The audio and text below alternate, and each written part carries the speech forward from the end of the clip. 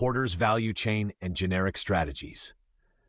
Have you ever wondered why some companies consistently beat their competitors offering better products, lower prices, or simply creating more value?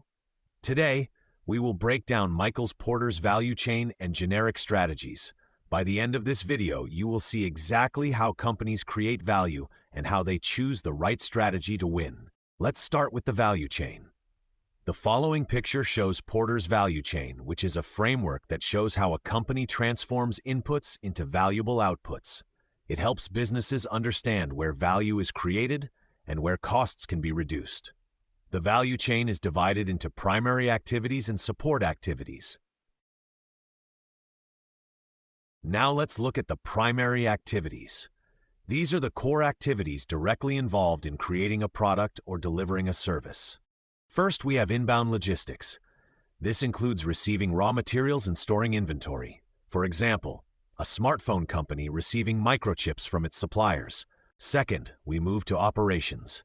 This is where inputs are transformed into finished products. For example, the assembly lines where smartphones are manufactured and tested.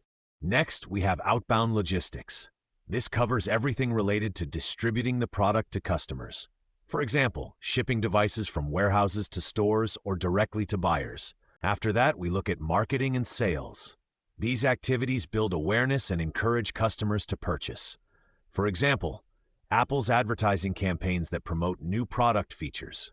And finally, we have service. This includes all after-sales support to keep customers satisfied. For example, warranty repairs or customer helplines that assist users with issues. Now let's move on to the support activities. These are the activities that enable, strengthen, and improve all the primary activities we just discussed. First, we have firm infrastructure. This includes the company's finance, legal, and strategic planning functions, all the internal systems that keep the business stable and well managed. Second is human resource management. This covers hiring the right people, training them, and managing their performance so the organization can operate efficiently. Next, we look at technology development. This includes research and development, automation tools, and software systems that help improve product quality, speed up processes, or reduce costs. And finally, we have procurement. This is all about sourcing and negotiating for the best materials, equipment, and services, making sure the company gets high-quality inputs at the right price. Together, each of these support and primary activities adds value to the business.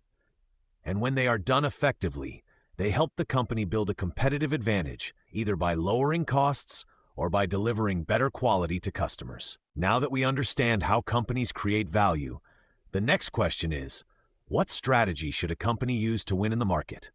This is where Porter's generic strategies come in.